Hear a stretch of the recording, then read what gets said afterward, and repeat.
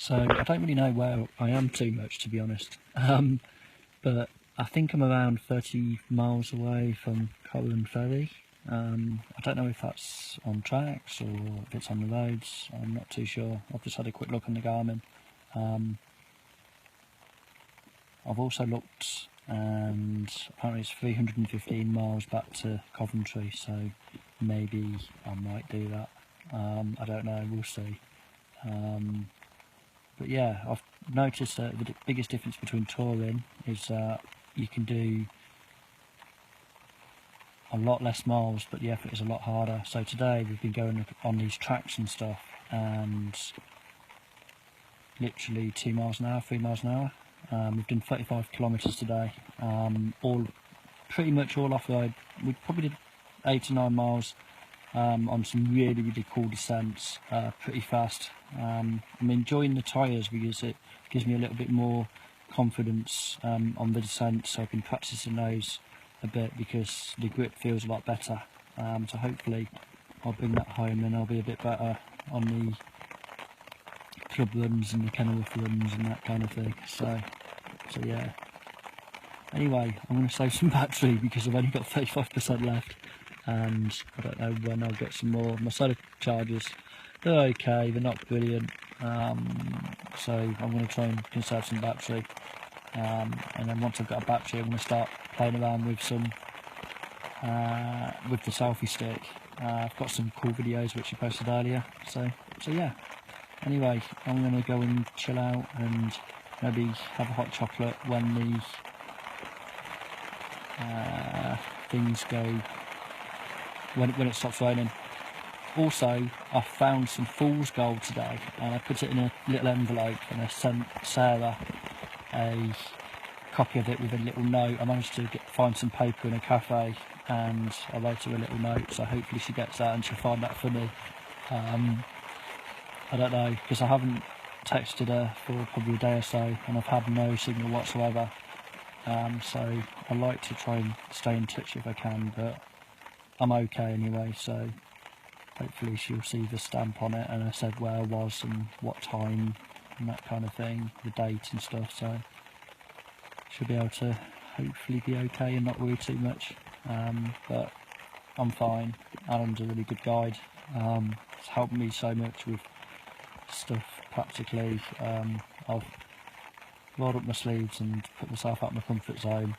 Climbing up some of these hills are like 30%, and it's kind of on grass, on shingle, really kind of medieval style tracks where you're going through water and having to get off the bike because the gearing, it's just not physically possible to get up some of it because there's kind of like bricks and big boulders and stones and stuff like that. I've never seen riding like that before, so I think you can tell why Peter Sagan is kind of like the best bike handler in the world, because your reaction times just have to be so good.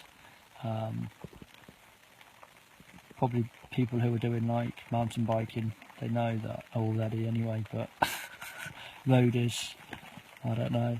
But it's going to be ridiculous when I come home, seriously. Some of those hills, I reckon a good 500 watts for like two minutes. It's a case of you have to put the effort in, otherwise you'll fall off and break your arm.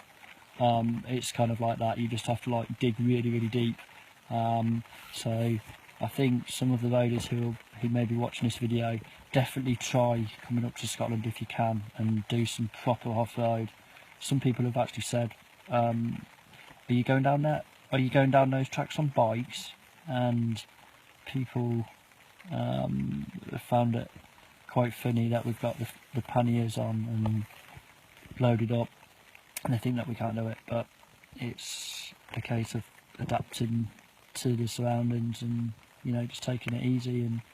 And in some places we had to like physically walk up this hill with kind of Paris to Roubaix style cobbles, but times that by about 10, and we had to walk for about 4 or 5 kilometres. So I'm using different muscles which I didn't realise I had.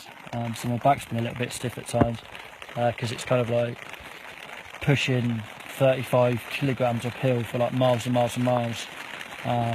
So yeah, anyway, I'm gonna say good night and see you in the morning, people.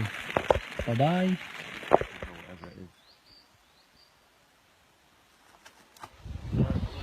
So I'm gonna stop off at a cafe, I think. I'm starving, I haven't eaten anything this morning. Burning pure calories.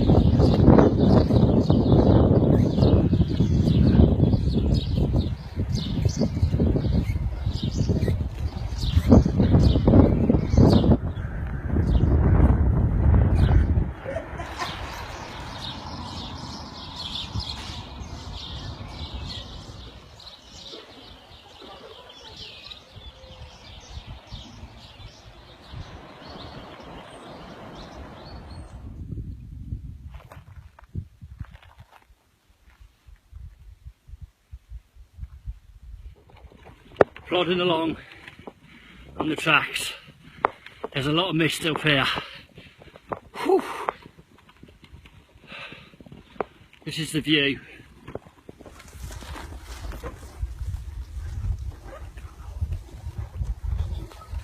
Oh, holding a phone on this is not the best of ideas, I don't think, but whoa.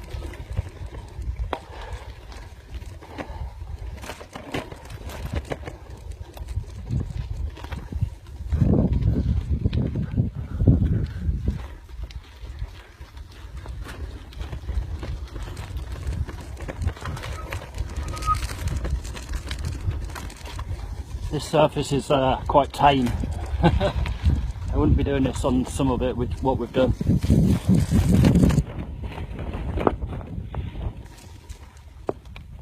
So there's a bothy in the distance which we're planning on staying at, hopefully. But Alan said, oh, you never know, it could be locked. I kind of really want to stay in one tonight, I think now. Some of my kit's quite wet. So it'd be nice to be a bit warmer because it's quite cold up here as well. So fingers crossed, let's wait and see. So there's the bothy in the distance. I thought it was just around the corner, it's probably another few hundred metres away. Let's see if it's open. Please let it not be locked up, I really want to stay in here tonight. I don't really fancy the mist tonight and the midges. Please, please, please, please, please let there be room at the inn. Will there be room at the inn? Please, I really, really hope that there's going to be some room at the inn. Hopefully Mary and Joseph won't be here. Mind you, that's probably 5,000 miles away, but hey ho. So it looks like Alan's already gone in and made himself at home. So welcome to my new home in the Highlands of Scotland for the night. Got our own little moat. It's soggy, so let me show you around. I'm actually pushing 25 kilograms of kit with one hand whilst showing you around to give you a first person view of this awesomeness. So look, middle of nowhere, happy days.